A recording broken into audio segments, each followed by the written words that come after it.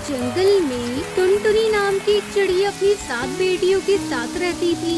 टुनटुनी चिड़िया का पति कालू कौवा मजदूरी का काम किया करता था, लेकिन एक रोज उस पर कुछ शिकारी पक्षी हमला कर देते हैं, जिस वजह से उसकी मौत हो जाती है। अपने पति की मौत के बाद घर की और अपनी 7 बेटियों की जिम्मेदारी अकेली टुनटुनी चिड़िया के कंधों पर आ गई।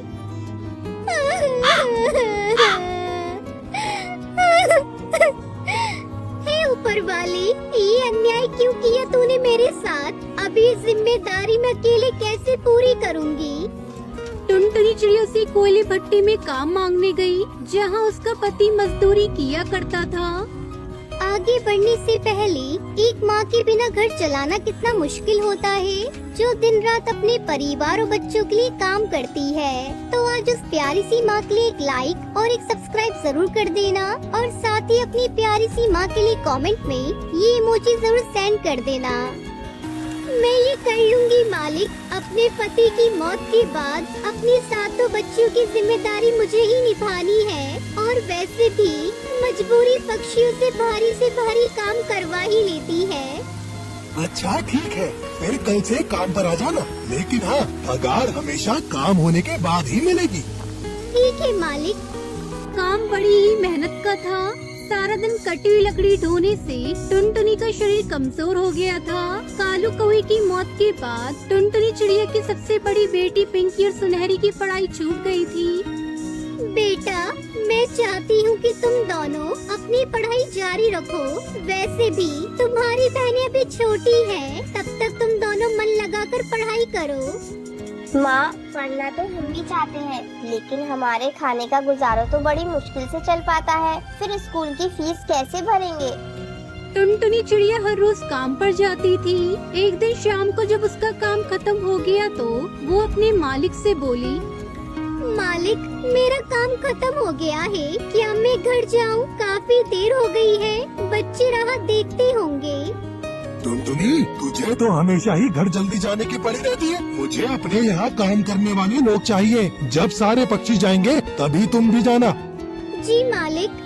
मालिक हमेशा उसका अपमान करता था और समय पर पैसे भी नहीं देता था। मालिक, काम खत्म हो गया है, अब आज के पैसे दे दीजिए। पैसे खत्म हो गए हैं, घर में भोजन भी नहीं है।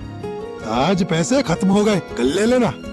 एक दिन टुनटुनी चिड़िया की तबीयत बिल्कुल ठीक नहीं थी और उस दिन उसकी काम पर जाने की हिम्मत नहीं थी। लेकिन ये सोचकर कि अगर काम पर नहीं गई तो आज भी मजदूरी नहीं मिलेगी, और फिर चूल्हा कैसे जलेगा? ऐसा सोचकर टुनटुनी चिड़िया उठी और अपने काम पर निकल गई। लेकिन उस दिन तबीयत खराब होने के कारण और तेज धूप में काम करने से उसे चक्कर आ जाते हैं और सारी लकड़ियाँ उसके ऊपर गिर जाती हैं। उसके पैर से काफी खून बहने लगता है। उसकी चीख सुनकर वहाँ बाकी सब मजदूर पक्षी आ जाते हैं। अरे इसके तो चोट लग गई है भैया। अरे इसके पैर से तो काफी खून आ रहा है। मेरी सारी लकड़ियाँ बर्बाद कर दी तूने। मैंने तुझे कहा था ना, ये तेरे बस की बात नहीं है। मुझे माफ कर दो मालिक, आज तबीयत खराब है, इसलिए चक्कर आ गया था और सारी लकड़ियाँ मुझ पर गिर गई। मुझे माफ कर दीजिए मालिक। चल अब निकल तू यहाँ से। मालिक, कुछ पैसे दे दीजिए, अपना इलाज करवा लूंगी और बच्चों को खाना खिला दूंगी। अगर पैसे चाहिए तो तुझे आज रात भी यहाँ काम करना पड़ेगा। नहीं करेगी तो चली जा यहाँ से। टुनटुनी चिड़िया की हालत ऐसी नहीं रही कि वो काम कर सके, इसलिए वो बिना पैसे लिए वहाँ से चली गई। टुनटुनी चिड़िया जब घर आ रही थी तो उसे उसके पति का दोस्त बंटी कबूतर देख लेता है और उससे कहता है, अरे भाभी, आपके चोट कैसे लग गई? क्या बताऊं भैया, काम करते हुए मेरे पैरों में लकड़ियाँ गिर गई और चोट लग गई।